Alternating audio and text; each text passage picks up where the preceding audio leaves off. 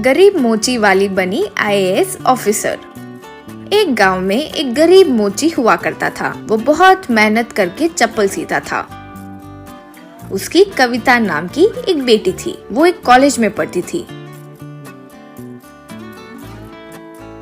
कविता जिस क्लास में पढ़ती थी उसी क्लास में चंदना नाम की एक अमीर लड़की भी पढ़ती थी। हर परीक्षा में कविता फर्स्ट आती थी और चंदना सेकंड। टीचर जब कविता की प्रशंसा करती रहती तो चंदना बहुत जलने लगती थी। शाम के समय कविता भी चप्पल सिलना, आए कस्टमर का शू पॉलिश करके पिता की मदद करती थी।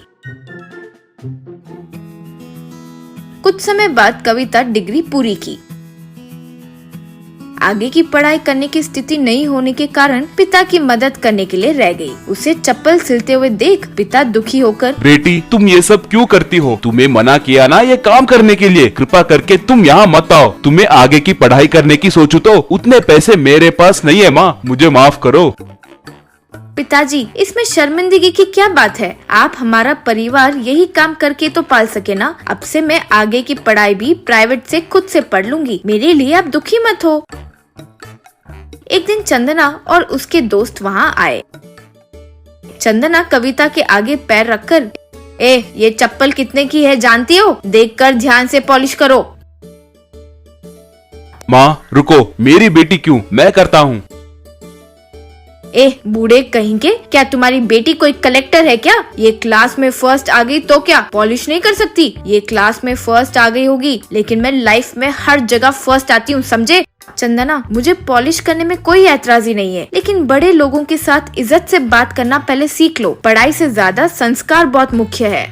तब गुस्से में आकर चंदना कविता को मारकर, क्यों री बहुत बात कर रही हो, शू पॉलिश करो कहते हुए चिल्लाई। कविता कुछ नहीं बोली और पॉलिश की। चंदना पैसे फेंक कर चली गई।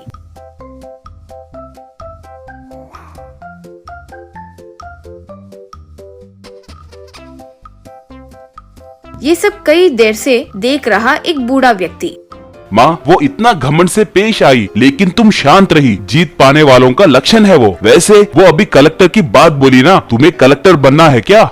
सर वो मेरी क्लासमेट है। पैसे होने का अहंकार उसे है। वो गलत है, ये बात किसी न किसी दिन वो जान जाएगी, ये मेरा विश्वास है। इसीलिए मुझे गुस्सा ही नहीं आया। कलेक्टर बनकर समाज की सेवा करने की मेरी आस है सर, लेकिन उसके लिए बहुत सारी कोचिंग और पैसों की जरूरत होती है ना, वो मुझसे नहीं होगा। अब वैसे आप कौन हो सर? वो मुस्कुराते हुए, मैं एक रिटायर्ड आईएएस ऑफिसर हूँ बेटी। मेरा सिटी में एक कोचिंग सेंटर है। तुम एक भी रुपया मत दो, मैं तुम्हें ट्रेनिंग दूंगा। मेरे साथ आओ। कविता खुशी से उनका नमस्कार की। इस तरह कविता का उस कोचिंग सेंटर में ट्रेनिंग हुआ।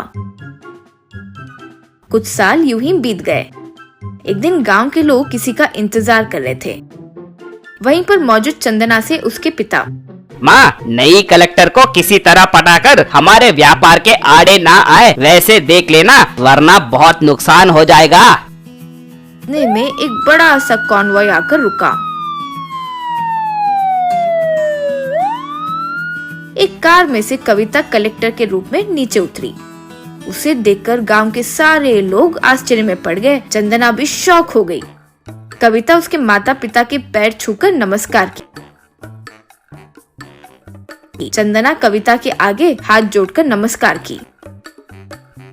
क्यों चंदना, कैसी हो? मैं तुम्हारी वजह से ही इस जिला में पोस्टिंग करवाई हूँ। तुम जो सारे व्यापार करते हो ना, वो सारे फाइल्स मेरे पास हैं। व्यापार अब तक जैसे चला सो चला, लेकिन अब ठीक से ही चलाना होगा। ठीक से चलाओगी तो कुछ नहीं होगा, वरना सीधा अंदर डाल दी जाओगी, समझी? वो सुनकर डर से चंदना और उसके पिता हाथ जोड़े।